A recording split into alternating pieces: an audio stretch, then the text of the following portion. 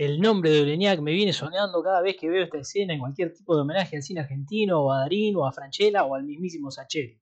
Sucede en lo que vendría a ser el prólogo de una frase que hoy por hoy ya es remera y es todo aquello que una persona puede cambiar a excepción de una pasión. Durante una conversación crucial en el bar, el fiscal Benjamín Espósito, quien interpreta a Darín, y Sandoval, Francella, intentan descubrir pistas sobre el asesino de una joven.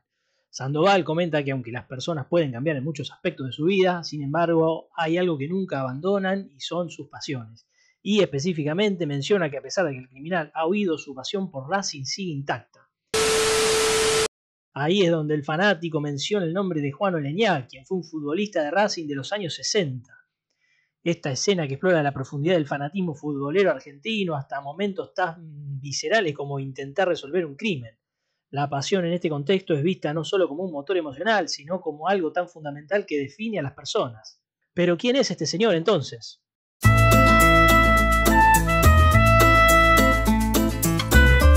Y digo es porque actualmente tiene 82 años y hace 10 años dio una nota a Clarín en la que habla sobre el mundial que jugó para Argentina. Juan Carlos Oleñac es un exfutbolista argentino, jugaba de delantero y su primer club fue Racing. La mayor parte de su carrera la hizo en Argentina, pero también estuvo en México y en Chile.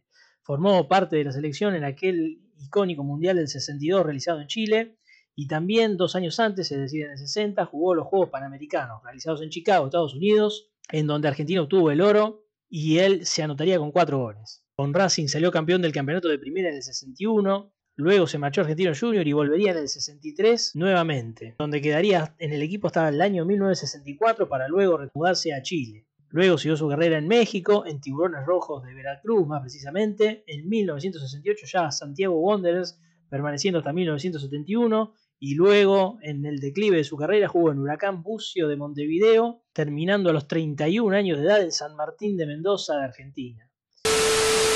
Es conocido por esta anécdota en la que en un partido contra San Lorenzo se cayó frente a una de las fosas de la cancha y salió todo totalmente embarrado en una noche de lluvia. Pero volviendo a la entrevista de aquel año en Clarín, en la que se titula El hombre que jugó un mundial y no cobró nada, porque argumenta que lo único que se trajo es la camiseta número 20 que se la regaló a su nieto. En aquel mundial, la selección argentina terminó eliminada en la primera ronda, pasando por un grupo muy parecido a lo que fue el 2002. ¿Te suena? ¿Te suena? Argentina integró el grupo junto a Hungría, Inglaterra y Bulgaria, ganando el primer partido 1-0, perdiendo con Inglaterra y empatando con Hungría el último partido, quedando eliminado en la primera ronda. No pude chequearlo, pero entiendo que Oleñac fue suplente del Nene Sanfilippo, quien era el 9 titular de la selección por aquel entonces.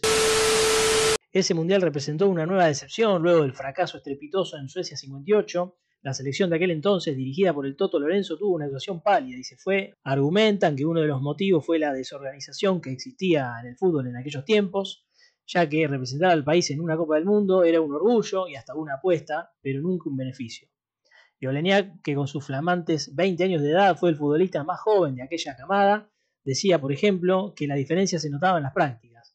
La selección argentina de fútbol todavía entrenaba en las montañas, haciendo esos clásicos ejercicios de subir y bajar, se tenían que llevar su propia ropa en bolsas tipo las de supermercado, para recién después ahí dársela a los utileros para que las limpien.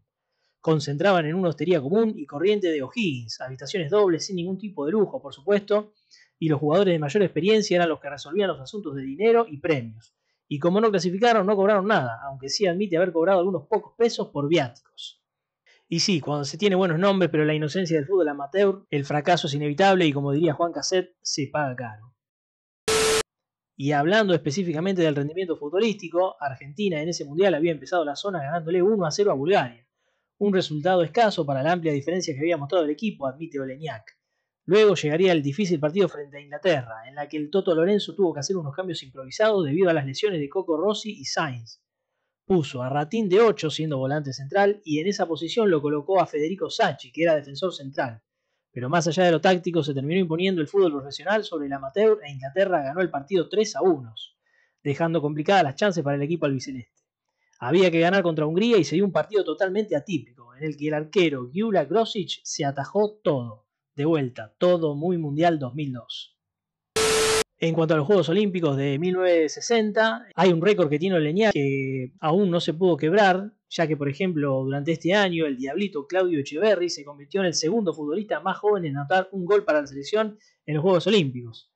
El récord lo tiene el héroe de este video, participar del juego del 60 a 2 años del Mundial. En ese año fue uno de los goleadores del combinado nacional y teniendo 18 años, 5 meses y 22 días. Fue el autor de un gol frente a Dinamarca en la derrota del equipo comandado por Ernesto Duccini por 3-2.